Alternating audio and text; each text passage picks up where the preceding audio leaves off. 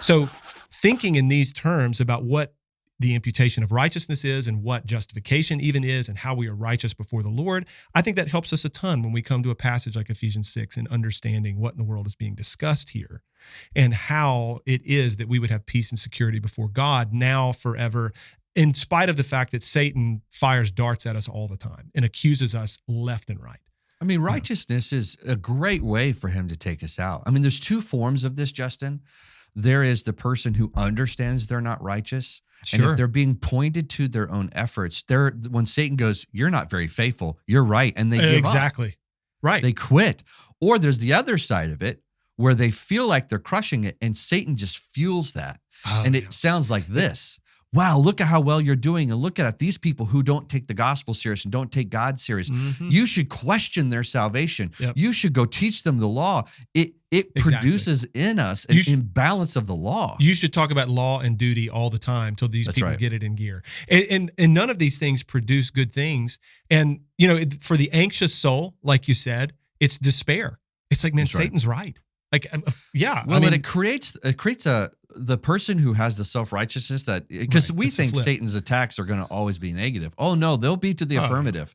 They will feed your pride so much. You'll get so high when you topple over. It's a horrible fall. And we've both seen this in our ministries where people in their self-righteousness build themselves so up that they walk away from the faith because the fall is so hard. Sure. So this is why the absolute pounding of the desk that it's Jesus' righteousness on our behalf protects us from our own pride, and it protects us from fear that we haven't done enough because Jesus did enough. What's the antidote, to despair and to self-righteousness? It's this. It's Jesus for us. And let's just survey some of the words that are in the text. Please. I'm going to kind of just fly through this and rip for a second, and then you interact with anything you want.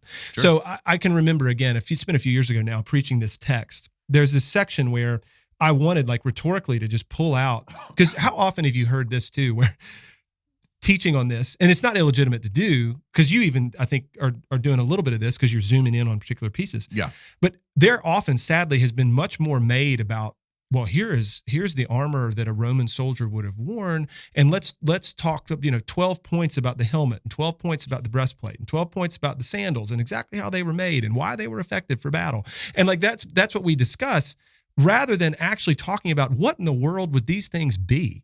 That's right. For the believer. So, all right, fasten on the belt of truth. Whose truth? That's the so truth important. About what? That's right. All right. Next, put on the breastplate of righteousness. Again, like we've been alluding to, whose righteousness is that? Yours, John? Mine? That's right. It's like we're going to wage war against the devil and all the principalities of darkness with our righteousness? I do not think so. Or your truth. Exactly. Live your truth.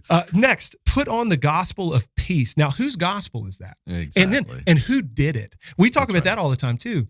Believers don't do the gospel. One person did the gospel. His name is Jesus. And he accomplished it. Right. Next, take up the shield of faith. Faith. What's faith?